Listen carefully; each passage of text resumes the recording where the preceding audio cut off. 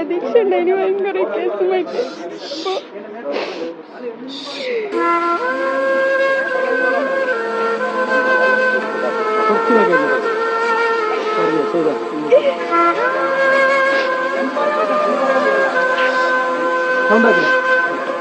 ഭയങ്കര പ്രതീക്ഷ ഉണ്ടായി എനിക്ക് പറയാൻ കിട്ടുന്നില്ല എന്തും.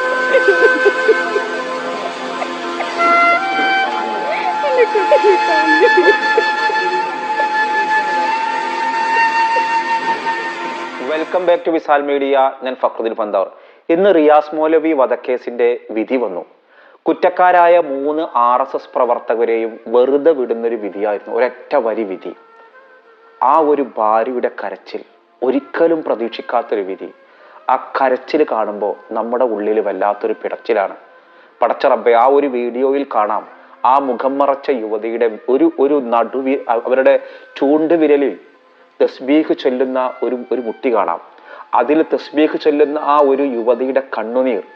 പടച്ച റബ്ബേ, ഇത്രയും നാള് 7 വർഷം ആ യുവതി കാത്തിരുന്നത് തൻ്റെ പ്രിയപ്പെട്ട ഭർത്താവിനെ പള്ളിയിൽ കയറി അതിക്രൂരമായിട്ട് കൊന്ന കൊലപാതകികൾക്ക് നമ്മുടെ നിയമം നൽകുന്ന ശിക്ഷ കാണാനും അത് കേൾക്കാനുമായിരുന്നു.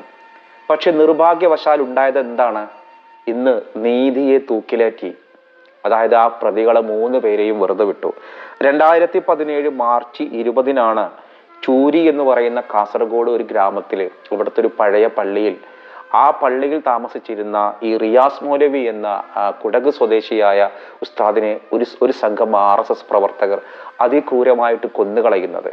ഒരുപാട് പ്രശ്നങ്ങളും വർഗീയ പ്രശ്നങ്ങളൊക്കെ നടക്കുന്ന ഒരു പ്രദേശമായിരുന്നു ഈ ചൂരി. അങ്ങനെയാണെന്നോ അല്ലെന്നൊക്കെ മാധ്യമങ്ങൾ കാണാൻ കൃത്യമായിട്ട് എനിക്കറിയില്ല. ആ ഒരു പ്രദേശത്ത് ഈ മനുഷ്യനെ കൊന്നത് കൃത്യമായൊരു വർഗീയ സംഘർഷം ഉണ്ടാക്കാൻ വേണ്ടിയായിരുന്നു എന്ന് പ്രോസിക്യൂഷൻ പറയുന്നു. എന്നിട്ട് അതിന്റെ ഗൂഢാലോചനക്കാരെ പിടിച്ചില്ല. ആ ഒരു പ്രതികളായ 3 പേരെ മാത്രം. ഒടുവിൽ 7 വർഷം കാത്തിരുന്നതിനിടയിൽ 5-6 ജഡ്ജിമാര് വന്നു. ആ ജഡ്ജിമാര് പലതവണ അതുമായി ബന്ധപ്പെട്ടുള്ള ക്രോസ് വിസ്താരങ്ങൾ നടത്തി. പലതവണ വിധി പറയൽ മാറ്റിവെച്ചു. ഒടുവിൽ ഇന്ന് ഈ ദിവസം വന്ന വിധി ആ 3 പ്രതികളെയും വെറുതെ വിടുന്നതായിരുന്നു. ആ വിധി കേട്ട ഭാര്യയുടെ വാക്കുകൾ.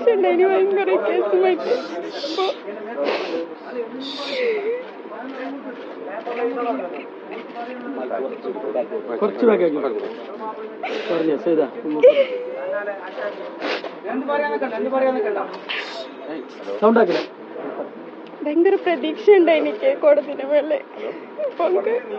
പറയാൻ കിട്ടുന്നില്ല എന്തും. എന്റെ കുട്ടീനെ കാണുന്നില്ല.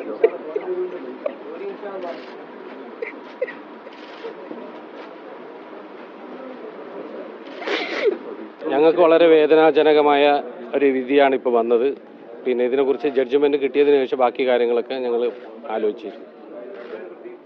ഒരിക്കലും പ്രതീക്ഷിച്ചില്ല. കാരണം കഴിഞ്ഞ 7 വർഷമായി പ്രതികൾ ജയിലിലാണ്. പല കാര്യങ്ങളുമായി ഹൈക്കോടതിയൊക്കെ സമീപിച്ചപ്പോലും ഈ കേസിന്റെ പ്രത്യേകത മനസ്സിലാക്കിയാണ് കോടതി ഒരിക്കലും ജാമ്യം പോലും നൽകാത്തൊരു കേസായിരുന്നു.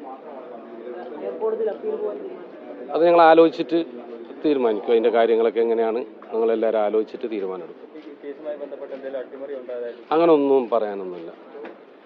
ജഡ്ജ്മെന്റ് കണ്ടതിന് ശേഷം നമ്മൾ 97 സാക്ഷികളെയും 215 രേഖകളും 45 തൊണ്ടിമുതലുകളും കോടതി പരിശോധിച്ചു. ആ ഒരു പ്രതി, അതായത് ഈ ഒരു 3 പ്രതികളെ മാത്രമാണ് ഈ കോടതി ആദ്യം കഴിഞ്ഞ 7 വർഷമായിട്ട് ജാമ്യം കിട്ടാതെ ജയിലുണ്ടായിരുന്നത്. ഞാൻ ചിന്തിക്കണതില്ല നമ്മുടെ കോടതിക്ക് വിധിക്കാൻ അറിയാഞ്ഞിട്ടല്ല. കാരണം 1-2 വർഷങ്ങൾക്ക് മുൻപ് ആലപ്പുഴയിൽ രഞ്ജിത്ത് ശ്രീനിവാസൻ എന്നൊരാളെ വെട്ടിക്കൊന്നപ്പോ അതിന്റെ ഗൂഢാലോചനയിൽ പങ്കെടുത്തവരെ മുഴുവനും തൂക്കിക്കൊല്ലുന്ന ഒരു വിധി നമ്മൾ കേട്ടു. കാരണം അന്ന് കേസ് അന്വേഷിച്ചിരുന്നത് പിണറായി വിജയന്റെ പോലീസാണ്. ആ സമയത്ത് അതിന്റെ മുഴുവൻ ഗൂഢാലോചനക്കാരെയൊക്കെ ഇതിന്റെ ഉള്ളിൽ ഉൾപ്പെടുത്തിയിട്ട് കൃത്യമായ ശിക്ഷ കൊടുക്കാൻ കഴിഞ്ഞു. എന്നാൽ അതേ സമയം അതിന് തൊട്ട് മണിക്കൂറുകൾക്ക് മുൻപ് വേറൊരു SDP-യുടെ ഒരു നേതാവിനെ കൊല ചെയ്യപ്പെട്ടു. അതിന്റെ പ്രതികൾ ഇപ്പോഴും ജാമ്യത്തിലാണ്. അതും ഈ പിണറായി വിജയന്റെ പോലീസാണ്. അതേപോലെ ഈ ഒരു റിയാസ് മൗലവി കൊല്ലപ്പെടുമ്പോഴും ആ കേസ് അന്വേഷിച്ചതും പിണറായി വിജയന്റെ പോലീസ് തന്നെയാണ്. അന്ന് ഗൂഢാലോചനക്കാരൊന്നും പ്രതികളല്ല. അന്ന് ഈ ഒരു 3 പേരെ മാത്രം പ്രതികളാക്കി ചുരുക്കി ഒടുവിൽ പലതവണ മാറ്റിവെക്കപ്പെട്ട വിധിയിൽ അവർ വെറുതെ വിടുകയും ചെയ്തു. ആ ഒരു പ്രോസിക്യൂഷൻ പറയുന്ന കാര്യങ്ങൾ. ഈ കേസിൽ വിധിയിൽ എനിക്ക് പോലും ഭയങ്കര അത്ഭുതം തോന്നുന്നു. കാരണം അനേകം തെളിവുകൾ സാഹചര്യ തെളിവുകൾ, ഒരു സാക്ഷി കളവ് പറയാം, സാഹചര്യം ഒരിക്കലും തെളിവ് പറയില്ല. അനേകം സാഹചര്യ തെളിവുകൾ 1 മുതൽ 3 വരെ പ്രതികൾക്ക് എതിരെ നിരത്തിയൊരു കേസ്.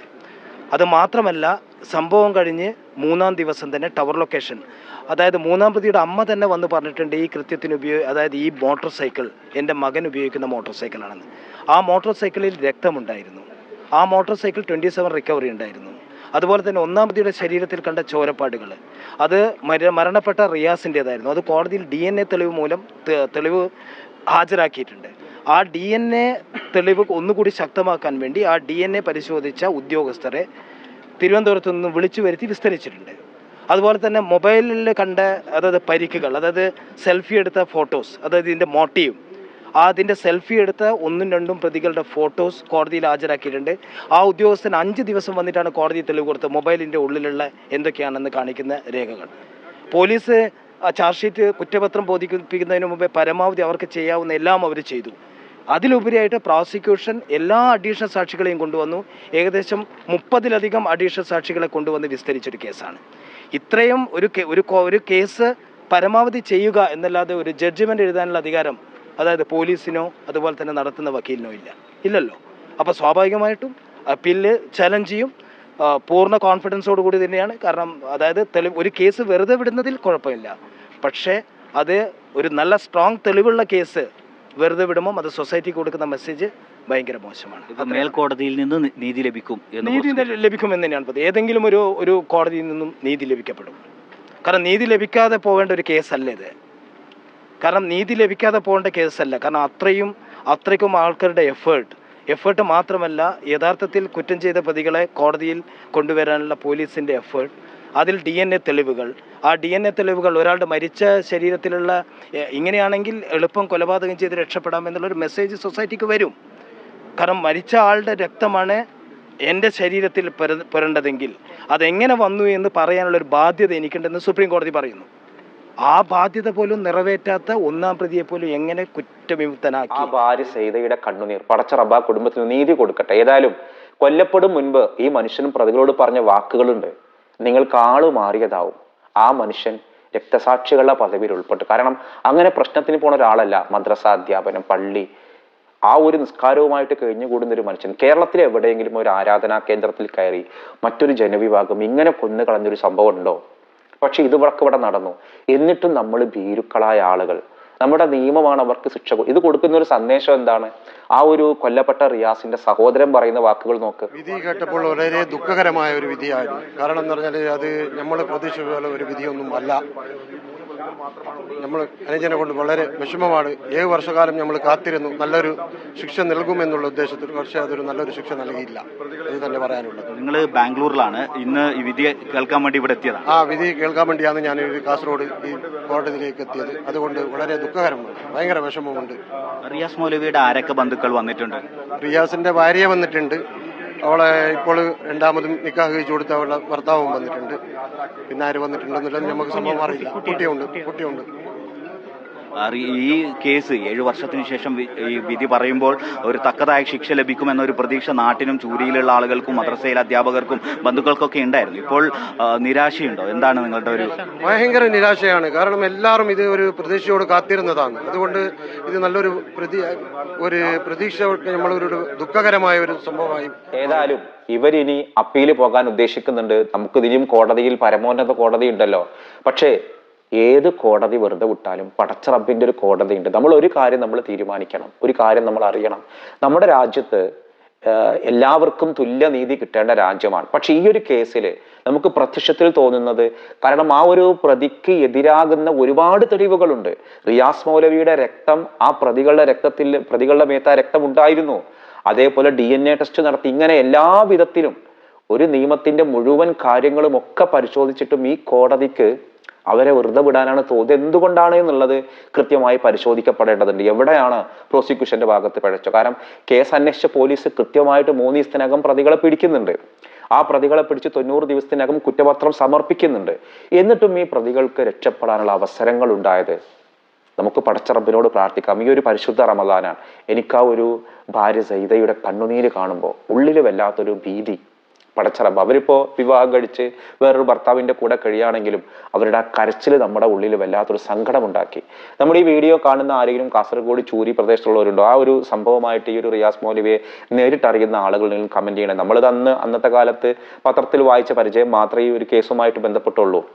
അവരെക്കുറിച്ച് അറിയുന്ന, റിയാസ് മൗലവിയെ നേരിട്ട് അറിയുന്ന ആളുകളുണ്ടെങ്കിൽ ഒന്ന് വീഡിയോയിൽ കമന്റ് ചെയ്യണം. ഏതായാലും ആ ഒരു റിയാസ് മൗലവിക്ക് എത്രയും പെട്ടെന്ന് ആ പ്രതികൾക്ക് ശിക്ഷ കിട്ടുന്ന രീതിയിൽ അപ്പീൽ പോകാനും ശിക്ഷ ഉണ്ടാവാനും ഒക്കെ അള്ളാഹു തൗഫീഖ് നൽകട്ടെ എന്ന് പ്രാർത്ഥിക്കുകയാണ്. അപ്പോൾ ഈ വിഷയവുമായിട്ട് ബന്ധപ്പെട്ട് നിങ്ങൾക്ക് നിങ്ങളുടെ അഭിപ്രായങ്ങൾ കമന്റ് ചെയ്യാം. മറ്റൊരു ദിവസം മറ്റൊരു വീഡിയോയുമായി വീണ്ടും കാണാം.